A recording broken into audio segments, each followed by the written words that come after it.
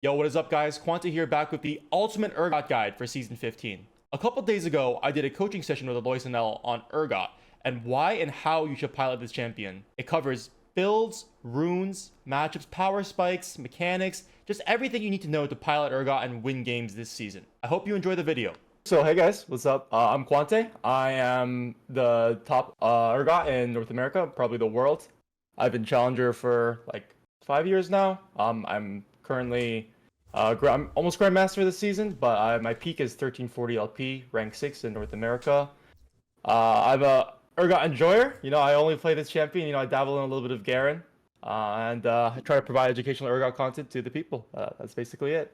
Let's go. How do you feel about Urgot right now? I think he's like one of the strongest top laners, right? Yeah, he's. I was a little sad. I looked at the win rates this patch, and I saw Urgot at #1 for all ranks, and I got a little scared for nerfs potentially. He's very strong right now because I think right now it's like a huge team fight meta. Yeah. And Urgot is one of the best team fighters and skirmishers in the game. He's got so much damage, CC, tanking is everything. Yeah. I actually saw he's getting nerfed. He is getting a nerf. There was like a tweet from SpiderX. He will get nerfed. I don't know what the nerf is, but he's getting nerfed, yeah. Oh, he is for sure. I saw he was getting nerfed in Swift play. That gave me a little bit of a jump. I didn't see Swift play. Wait, maybe I'm wrong then. Maybe it was Swift play. Yeah, I think it's Swift play. Okay. All right. Well, perfect. I am curious to learn. Yeah, so I saw that Urgot was #1 top laner, pretty much like you say, across all ranks. I think the beauty of Urgot is that he's also playable across like every elo, because I think the stepping stone to playing Urgot is pretty easy, right? Like, he's a very simplistic kit, and of course, the better you get at it and the higher elo you go, it's going to be trickier. So I'm curious to learn. Yeah, so I think Urgot is a really perfect champion, especially if you're in lower elos, because like you said, he's really simple mechanically, and he really shines if you can lock down the macro on him. He's a champion that is very, very strong when ahead, but if you fall behind, he definitely is hard to come back from his kit. Yeah. So for me, why Urgot? Right now, it is a team fight meta. Otacon, super OP, objectives. Everyone's fighting over objectives right now. It's a lot of team fights, and Urgot is one of the best team fight skirmishers in the game, as I said before. He provides much CC with his flip, and he can instantly turn fights with his R and his fear. He's very easy to learn mechanically, not a hard champion. His W pretty much auto attacks for you. He's got a couple mechanics like the toggle, which I'll go over later, but for the most part, really simple champion. And also, he's high dopamine and a Giga Chat champion, and we all love that. Yeah, that's important. Yeah.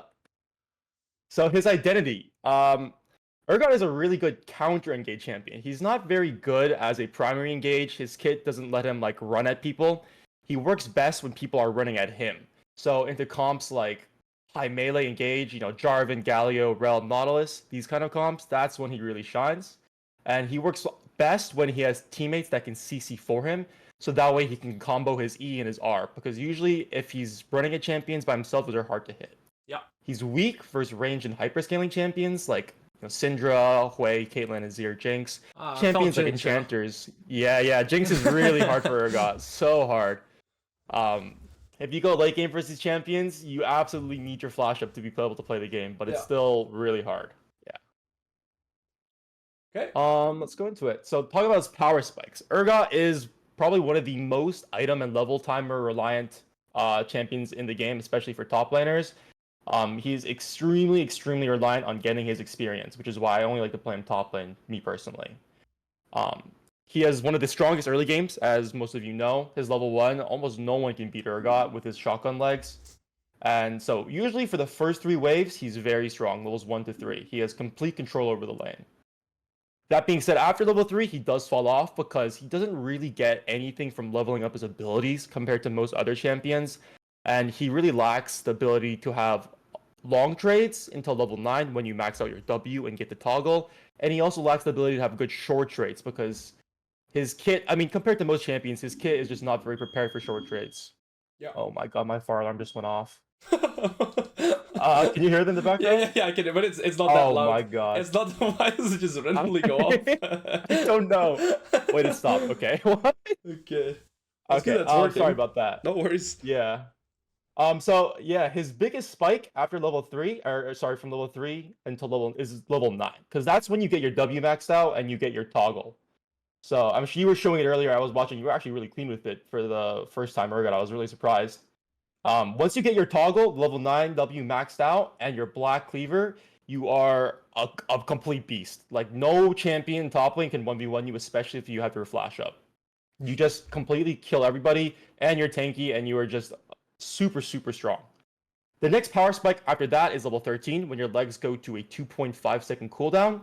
And after that, he doesn't get stronger. I wouldn't say he gets weaker. It kind of depends on the comp you're verse. If he's verse like Jinx, he definitely falls off late game.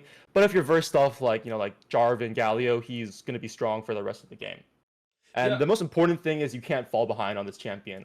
The nature of his kit, he's very stat heavy. He kind of just walks up to people and stat checks them. If people want to run away from him, they can easily. If they want to kite him, they can kind of do it easily unless he has flash up. So it's really important to get your XP, get your levels, stay ahead of the game curve. Yeah. I feel like your kit also allows that though. And I didn't know that about the level 13, but I noticed it too when I was farming a camp. I'm like, damn, my passive is back up fast. So now that's yeah. All his damage is from his passive, which is also, by the way, why you don't really want to go lifesteal, because his damage is from his legs, which is Omnivamp, but there's no real Omnivamp items anymore. I see. Yeah. All right, so let's talk about how to approach lane. So the fundamentals of Urgot. You really want to play aggressive as possible the first 3 waves. Like, really want to squeak out everything you can in the first 3 waves. Since they killed the cheater recall this patch, honestly, his early game is a lot more scuffed now. Before last patch, you could do the 3-wave cheater into recall for call, and that would perfectly set up Urgot's early game for the rest of his laning phase. But now it's a little bit harder to do. Call is really strong in Urgot, but sometimes it's a little hard to slot it in if you can't get the base off for that 450 gold early game.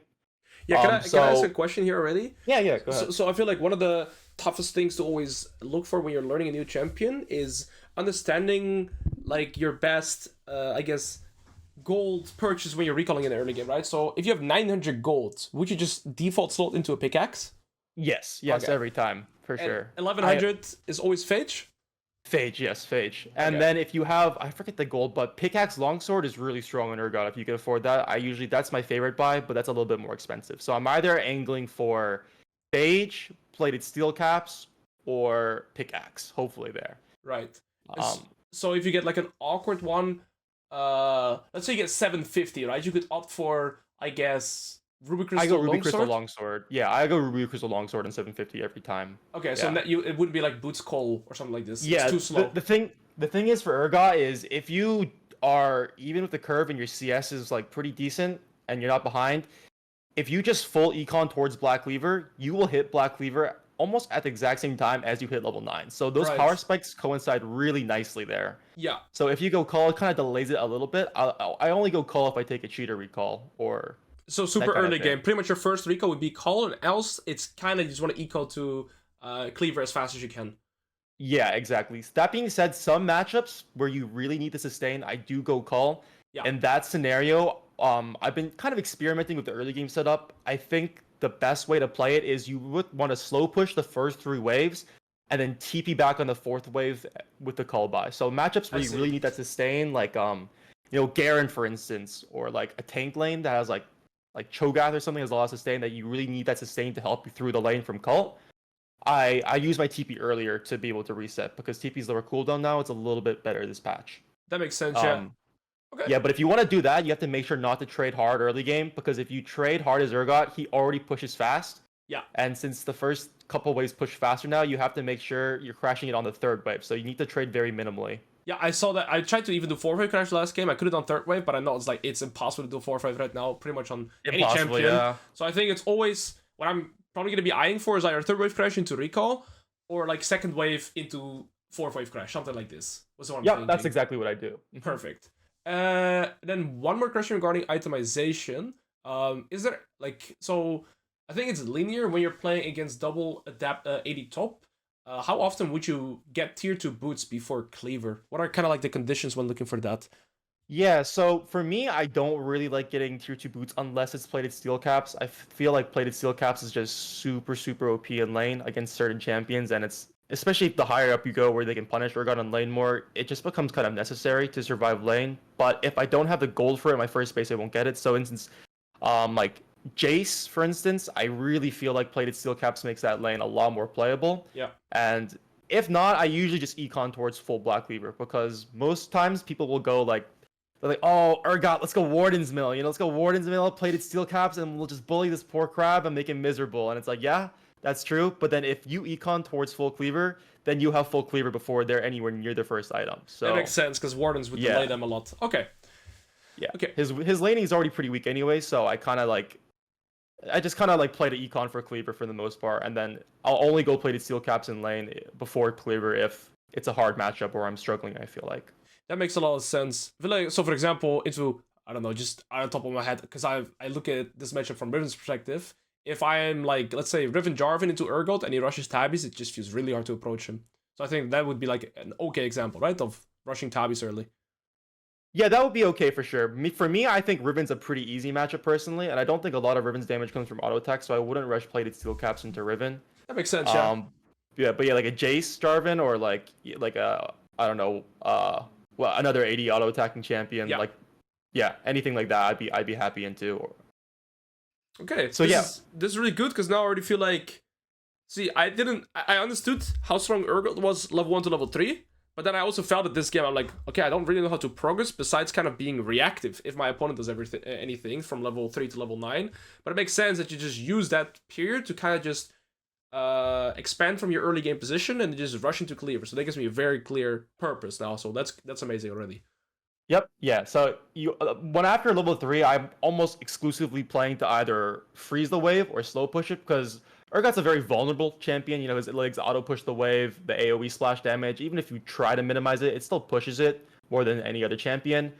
So he's very vulnerable to ganks. He's slow. His E doesn't really help him get out. And especially if your flash is down, if the jungler just wants to come top and kill you, it's really easy for him to do so. So I either freeze or I look to just slow push waves out and try to cheat base timers with huge waves. Yeah. Or if the matchup is stronger at that point versus Urgot, like level 7 Urgot versus level 7 Riven, I do think Riven can beat Urgot if she plays properly. I just like to stack big waves, use that mini wave to kind of deter them from trying to fight me until I'm level 9 hitting my power spikes there. Makes sense. Okay, perfect. Yep. And so it's not saying you can't fight as Urgot. Against most matchups, Urgot just wants to play really slow in lane.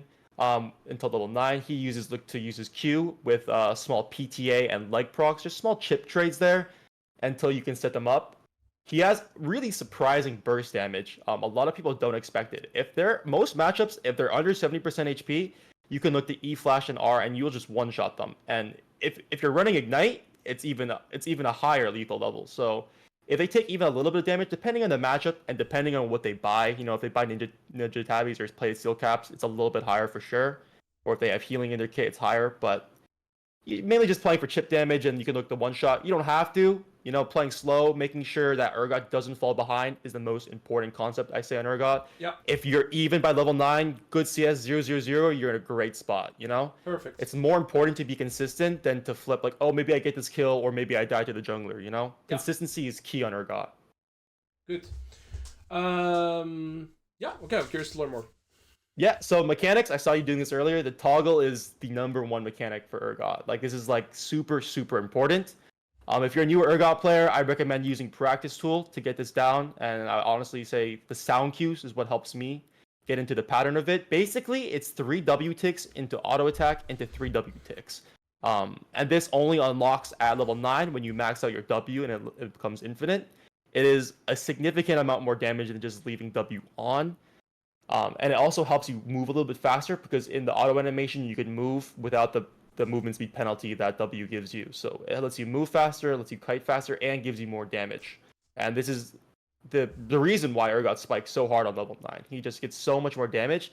He gets access to this toggle, which gives him really strong long trades. Like, he has some of the best long trades in the game after level 9 compared to before. So this is a really, really important mechanic, guys. Like, this is like the Urgot mechanic to learn. When you're newer, if you're not as comfortable with it, I recommend only using it on towers because it's a little hard on champions and team fights. But as you get more comfortable with it, you definitely want to be trying to use this whenever you can. CSing, team fighting, etc.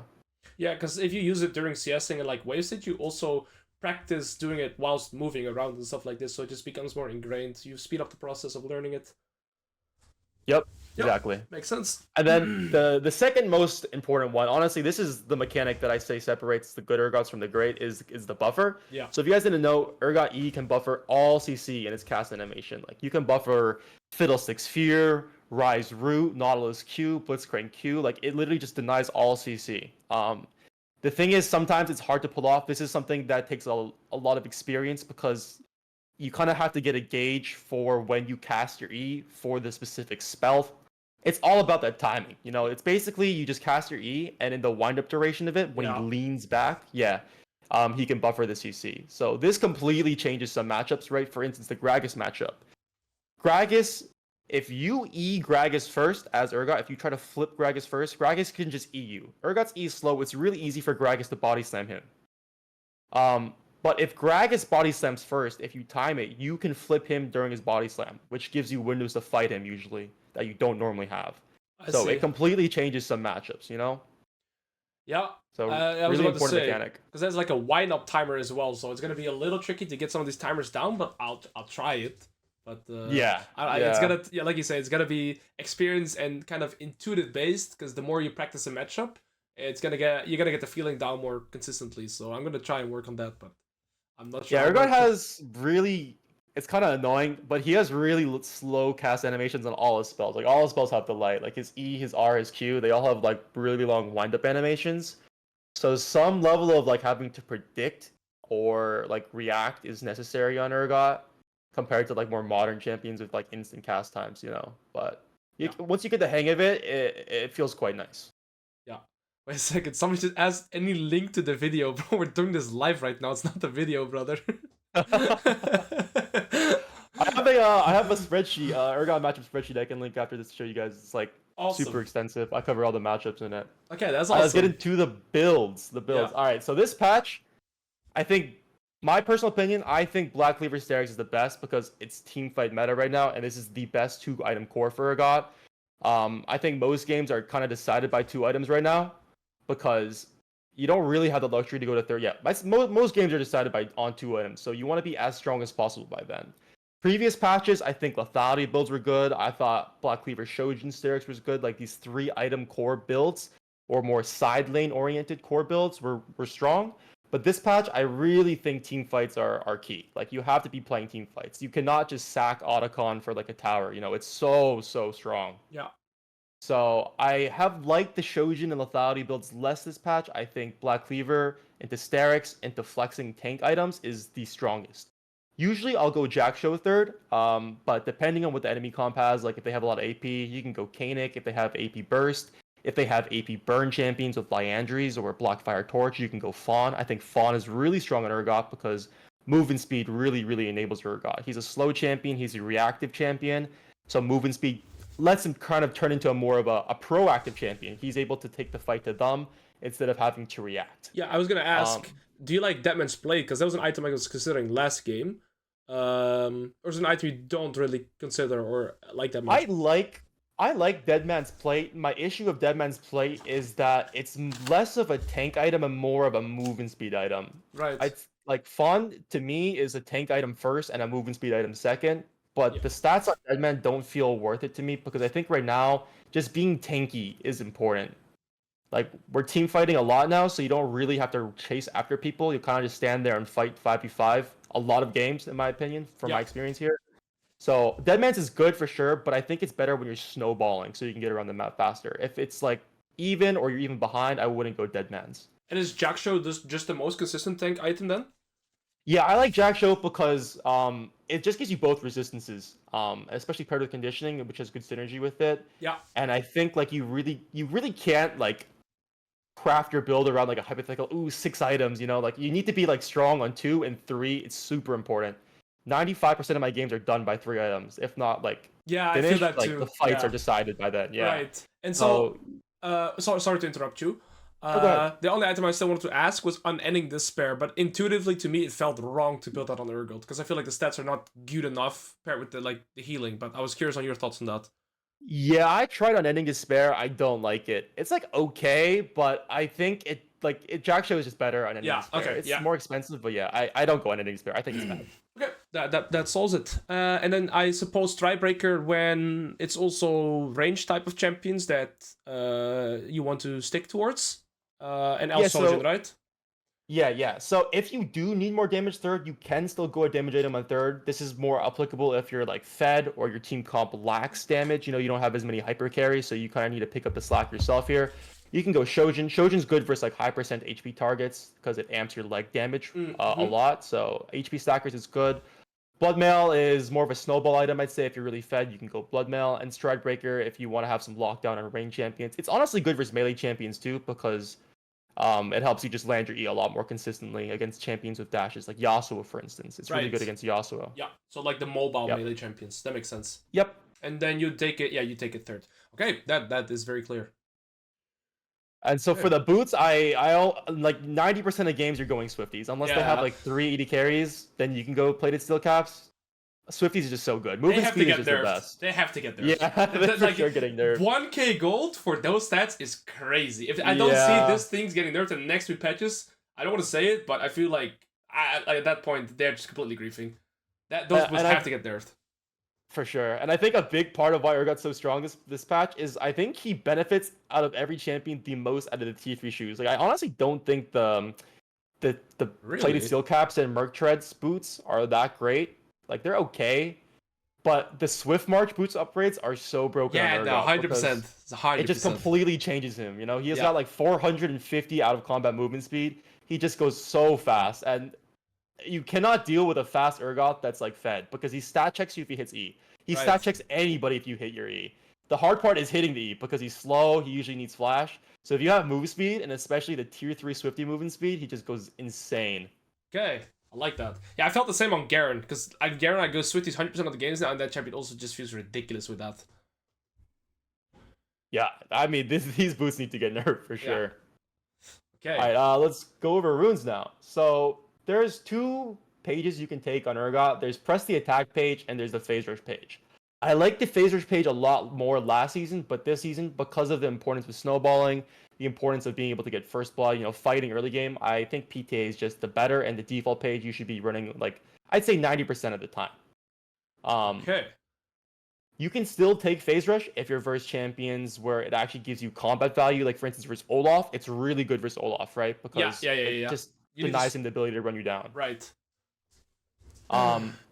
And there's also a Comet page you can take against champions that are range bullies in lane where you can't really auto them and apply PTA as much. This is like Vayne, Nico, Azir top. These really cheesy picks. This gives you a lot of lightning power versus them. Would you not go Fleet? I think Fleet would also be an option, but is Fleet not an option for those? No, Fleet is dead on Urgot. It got nerfed too hard. It doesn't do enough. Comet is surprisingly strong because you go you do like a Q max setup with like triple tonic, so you can put like 3 points in Q and still get W max at level 9, even 4 points in Q if you want. Oh, I see.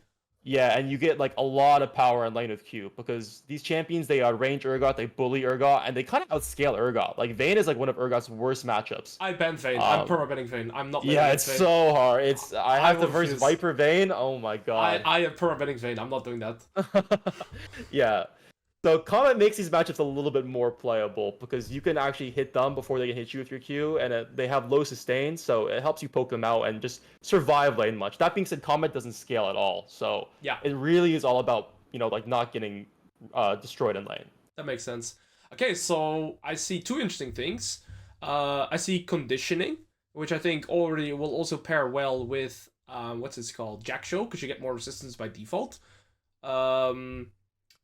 You don't take second wind that often? Is it just because of your early game powerhouse and then your tendency to play more neutral afterwards? Yeah, so for me, it depends on the matchup. Sometimes I'll take second wind, like into Jace right now. Oh god, Jace is so bad, man. Jace, I take second wind. I wonder where they could be Alois and cheer Alois and Heart. But usually I will take conditioning because my game plan, even with taking second wind or bone plating, is to just play to scale till 9 anyways. And I think if you're playing to scale, if you have that mindset going in, like I don't want to take unnecessary risks, I just want to play for my power spikes. Conditioning Overgrowth just spikes him so hard, especially on 2 items. Because you have a lot of HP, if you have scaling HP, you got that Overgrowth. which really beefs up your Sterek shield, and that conditioning, that extra like 12 armor and MR really, really helps. Plus, once you hit your Jack Show spikes, that's when it really gets going, because it gives you a lot more value on that. You get like 75-ish armor and MR when Jack Show procs. That's crazy. And then I see, which actually makes a lot of sense now. I was like, is Alacrity good? Is Haste good? Bloodline, that makes so much sense. I didn't even consider it. Yeah, all those runes suck. The thing is, Bloodline gives you 80 HP when you stack it, which synergizes with your Stereks. And after they nerfed Stereks like last season, I think every point of HP, bonus HP, really counts, or else it's like a little too small to be worth going. I see. Yeah, so I think Bloodline is the best. Like Haste is okay, like it lets you squeak out like an extra E maybe in fights, but I think Bloodline is like, I mean they're all like, it doesn't really matter, to be honest. They're all pretty bad, but Bloodline is like the best out of them. Okay. And as for the final tree, Cutdown versus Last Stand, I personally like Cutdown because in lane, Urgot's plan is you want to get him to 70%, and then you could look to E-Flash one-shot, you know? So it's just really strong in lane. Cutdown, it really synergizes with champions that it executes, like Garen as well. Yeah, I see that. You can take Last Stand. Last Stand is good for sure, but it's more of a scaling-oriented team fight rune for Urgot. Yeah, that makes sense. Yeah, so both are good. Okay, so you'd go phase rush into matchups like Olaf, which makes a lot of sense. And basically, when you'd need the slow resistance. Yeah. So that would be sorcery into resolve then, or into inspiration? I usually take sorcery into conditioning overgrowth. Right. Phase rush with conditioning overgrowth. Against range champions, if you want to go phase rush, you can take magical footwear approach velocity with the phase rush page for maximum movement speed maxing Urgot. Yeah. So I also take it phase rush into champions where the matchup is so hard you really can't trade with them or fight with them even with PTA. Like Volibear, for instance, you cannot trade with this champion even if you have PTA. Okay. If you get in range to try to proc PTA, he just combos you and just nukes you, right? Yeah. So I really like phase rush into Volibear because it helps you kite him out a lot easier. Okay. You can run away from him when he's running at you, because if you guys don't know, every single W tick procs one tick of phase rush. So he is one of the fastest appliers of phase rush. I didn't know that. He applies it. Yeah. Okay. And then, so he instantly applies it. And then, do you ever take PTA inspiration as well? Yes, you can take that as well. If you're playing a more aggressive setup into a range champion, for instance, and honestly, you can take inspiration whenever. I just find Resolve, the conditioning overgrowth, to be a little bit more consistent. Yeah. Magical footwear approach velocity is really, really strong for movement speed. Like approach velocity is a great rune on Urgot. Yeah. It applies even when you're running away, right? So if you're getting ganked and you're running away from the enemy jungler and then laner, and you Q them while running away, that still gives you the movement speed. Ah, yeah, that makes sense. So you get like, yeah, it's very versatile, very strong. It's really strong in trading too, because you can land Q, and then landing Q gives you that approach velocity to tag them with like an extra auto plus leg that you normally couldn't. So it's a very strong setup. You can definitely go that. It's a great setup. I just personally prefer the extra tankiness of Sterek Spy with conditioning overgrowth. Yeah, so when I'm learning a champion, I think this is important for everybody too. When you're learning a champion, I would recommend to kind of stick with a similar rune page, so you start understanding your spikes and damage output and general feeling of the laning phase better. So I'm going to one-trick the resolve tree as well. And then maybe into the matchup you specified, Volibear and Olaf, I'll try the phase rush setup. Yep, sounds good. It's also good into like champions like Cho'Gath, where like it's like you don't really want to interact with them, or you can't really interact with them as well, and like you're not strong enough, you know, to kill him. Yeah. Do you ever play Flash Ignite?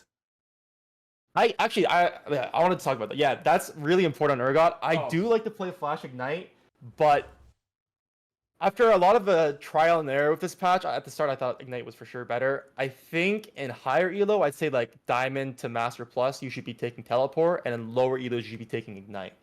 The thing about Ignite is Ignite is a lot better this patch than last patch, because all the changes, you know, more snowballing, etc. But the thing about Ignite is it makes Urgot's game plan a little riskier, right? Like you can kill, but if the enemy player has played against Urgot, they're just not going to fight you as hard, and they're just going to gank you. And if you fall behind with Ignite, it's really hard, almost impossible to come back. Yeah. Or if you take one bad trade, like how can you reset, you know? And they're stronger than you as well. TP is good. I personally prefer TP because one, it just helps you with your laning phase. It's a reset card, helps you like survive, like get out of jail free card versus a gank.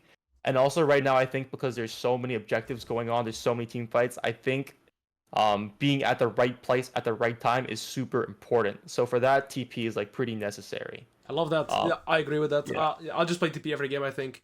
Yeah, I think TP is better. And maybe only potentially when champions match your combat runes. So, for example, yeah, Olaf. Exactly. Right? So if Olaf plays Flash Ghost, I'll go Flash Ignite with Phase Rush to stat check him a little bit. Yep, that's what I do. And I think for champions like versus Darius, especially when you need the anti-heal, versus Darius, I take Ignite because they usually take Ghost. Warwick, I take Ignite, they take Barrier. Riven, I take Ignite, they take Ignite. But honestly, Riven, you can take TP as well. Yeah. Because you win the early game anyways, right? Yeah, exactly. Yeah. If they take a combat sum, I take a combat sum for the most part, because then I don't have to worry about them gapping my team with their TP advantage in team fights. Yeah, that makes logical sense. Yeah. I have two important questions. So I had this conversation with Urpog a few times. You're probably familiar with Urpog, right? He's an EU Urgot that's my boy. Yes, the GOAT. He says that Riven can beat Urgot level 1, and I keep telling him it's impossible. So and I've played this matchup so many times, I'll tell you exactly what goes down. It depends on the Riven setup. If the Riven has Conquer and Ignite, and I think they usually run Nimbus Cloak Sorcery secondary, but it doesn't really matter as much. Though it plays out two ways. One, you fight level 1, Urgot E's Riven, chunks Riven super hard. Riven gets like a small chunk on Urgot with like a Q auto, whatever, and then Riven takes a terrible trade. If you back off there, it's never winnable for a Riven. Yeah. But if the Urgot disrespects it, the Riven can flash on Urgot as soon as her Q comes back up, because her Q comes back up like 6-7 seconds before Urgot's E comes back up. Right. The extended fight Riven can win. I agree, yeah. Yeah. So I've learned this the hard way. If you disrespect a Riven after the first trade, like, oh nice, I got a great trade on her. This Riven's gonna be she's homeless now, right? I can just do whatever I want to her here. Then you might suffer, because then if the Riven knows she can flash on you, especially if she has Nimbus Cloak, flash on you with Ignite, and using that Nimbus Cloak movement speed and her Conquer stacks, run you down with a second Q rotation before your E comes back up. Okay, I think maybe... And then you can't flash away. I think me and Urpog then probably also had a different idea. So I agree that in the full extended fight, then Urgot or Riven can win. But generally speaking, just if Urgot plays well, like he has the tools, you should always get priority and you should control the level 1. Like Riven should not be able to always. Okay, yeah, perfect. Always. Then I think we're on the same page. This is like kind of if you're fighting without your wave. If you're fighting with your wave, it's almost impossible for Riven to win, because Urgot can just back off into his wave, and then you can't fight him in his wave after that. Yeah. Or it's a lot harder to, And so there's like kind of a 4-minion spawn that she can win potentially, but it's really hard. It's almost impossible. Yeah, I agree. And then the second one is, what's the best skin? I thought High Noon, but I think High Noon is the worst, because I'll actually go into this. I've done a very mathematical analysis of these skins. Oh shit. High Noon is the worst because the passive legs are the easiest to see. I also feel like it's clunky, but the passive legs for High Noon is the worst because it's really, really obvious which of his passive is up, because it becomes like a point. So it's really easy for the enemy to kite your legs if they want. Okay. I think the best skin is either Pajama Guardian, Fright Knight, or Battlecast. I think Pajama Guardian is the best because there's Urgot. If you don't know, Urgot's Control 3 animation looks exactly like his alt animation, but only on specific skins. That's disgusting, by the way. So you can trick enemy like Fiora to like parry with your Control 3. It's really, really OP actually. Sometimes it doesn't always work, but like it's like not all the skins look like it. I think it's best with the PJ Guardian skin, but yeah, like you can bait out like a Vladimir pool or something like that with your Control 3 animation. It's really, really nice tech, or like a Fiora parry. I'll think about it. Okay, perfect. I feel like I have a good overview now of pretty much everything regarding setup. Oh yeah, okay, you had this as well. We went over that. Yeah, we went over that. That's pretty much it. Yep. Okay. That's an overview for Urgot, and I'll link you guys a spreadsheet I have here. Oh, awesome. I'll link it to you on Discord. No, I clicked it. This everybody should be able to see it now. Matchup spreadsheet I have here. Or just in case everybody sees it, we get a full matchup spreadsheet just for free in this economy. That's crazy. GG. Yep, got you guys. So I updated it for season 15. I got updated for everything, wherever you guys want. Awesome. Also, if you want to see the Control 3 animation versus Fiora, I just linked you a Twitter post if you want. It's super, super funny actually. Okay, wait, let me take a look. Okay. It's actually hilarious how broken this is sometimes, but it's specifically on some of the skins. Like on some of the other skins, like High Noon, it doesn't look nearly as similar. Please. That's disgusting. That's pay to win. Real pay to win. Exactly the same. Like if you look at it, it literally looks like he's gonna rip it, right? Yes, it does look like it. Same animation. Wait. So this is the emote, and this is the old. Wait, it's the control 3. exact same animation. It's the exact same. It's the exact same. Look at this. He even does the thing where it like splits in half. This is the emote, yeah. and this is the old. What? It's the exact same. That is so disturbing. What? Okay, So, that's good to know. I wasn't kidding. It's a mathematical analysis of which skin is best. Right, Pajama Guardian it is. Actual theory in this. That is disgusting. And then we have a holy overview here. Like an Urgot matchup Bible. Yes, exactly. Awesome. Oh damn, you have like every matchup going over. Yeah, and I try to update. I've had this up for 2 years. It's a little scuffed sometimes on the format because of the images, but that's all good. I think this is yeah, insane most for of it's any there. Urgot player. This is like a Yeah, gem. so this is where like you can see whether or not you should take flash or phase or ignite or TP or phase rush, PTA, that kind of thing. Right. So against, for example, Cassante, you'll take phase rush because you're not killing him anyways. That champion is I ban that champion. That champion is impossible for Urgot to do with. Yeah, you just take phase rush and pray he doesn't kill you, and just pray you play the team fights. All right, that's good to know. Yep. So yeah, I hope this was helpful. This was hope you enjoy your extremely helpful, Urgot. by the way.